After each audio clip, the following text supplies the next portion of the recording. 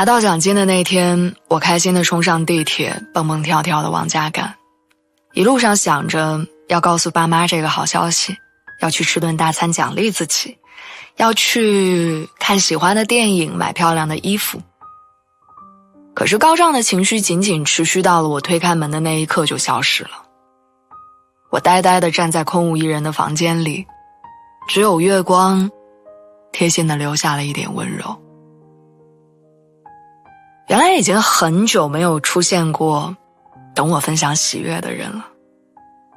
虽然偶尔也会用电话跟父母传递心情，但将近1000公里的路程，不是他们睡了，就是疲惫的我还没有闲下来。我突然有些伤感，离家工作的5年里，我似乎总觉得很孤单。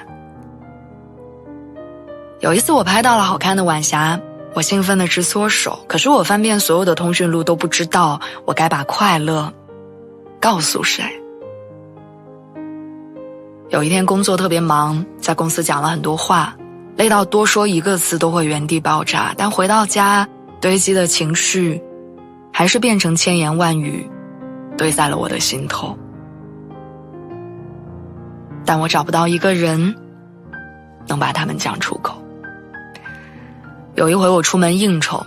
我从中午喝到下午，吐到胃疼，回家之后迷迷糊糊地睡着了，醒来已经11点，手机一直在响，全都是工作的消息，没有一个字在担心我。有一天晚上我在微信里回了上千条的讯息，可是从头至尾没有任何一个人问我晚饭吃了没有。有一次假期，我把《武林外传》整整刷了3遍，依旧没有找到合适的人跟我去看最新上映的那部片子。我想起了一句话，他的孤独不是一个人的孤独，是根本没有人的孤独。之前我陪妈妈去医院，碰上内部的叫号系统失灵，队伍特别长，几乎都是2个人轮流在排的。只有排在我前面的姑娘就像一棵青松，独自一个人一动不动。她不敢去洗手间，也没有去买水喝，一直低着头看手机，偶尔焦虑地望了一下前面，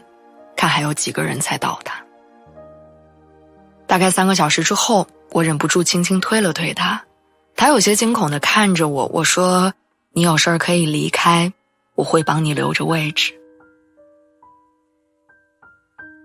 我看到他眼里闪过了一丝温暖，不停地跟我说谢谢，然后就冲到了卫生间里。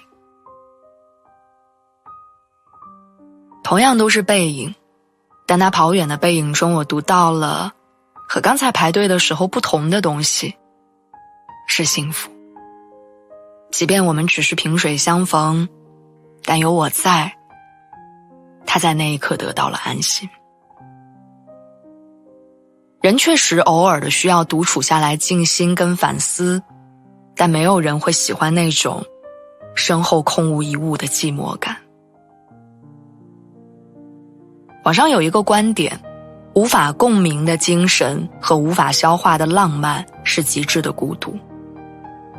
让你一个人去深山老林待一辈子是孤独的，在喧嚣的聚会上所有人都叽叽喳喳的说话，你找不到能凑过去的人是孤独的。就像我刚才提到的独自看病的姑娘，她也需要有人陪她，但不是用来凑数的认识的人，而是她能放心依靠的人。我们终其一生期待的，从不只是找个人陪，找点事儿做，而是拥有能跟自己同频共振的那一部分。你说天空好蓝，那片云彩像一头大象，他会很认真地附和你说，对，真漂亮，你看大象旁边好像还有头狮子呢。你工作了一天，累得快要升天的时候，他向你敞开怀抱，让你尽情地发泄暴躁的情绪，毫无顾忌的，你可以对着他口吐芬芳。他不会生气，不会漫不经心，他心疼你为生活做出的努力，会温柔地用食物的甜中和掉你心里的苦。遇到晴朗的周末，你们可以一起逛街，一起旅行，一起去热闹的夜市里喝冰凉的啤酒，吃香辣的小龙虾。希望将来的某一天，我们都能摆脱掉迫不得已的孤独，能有人分享你细碎的快乐，有人关心你3餐的内容，有人陪你遛狗，也有人陪你散步。晚安，祝你幸福。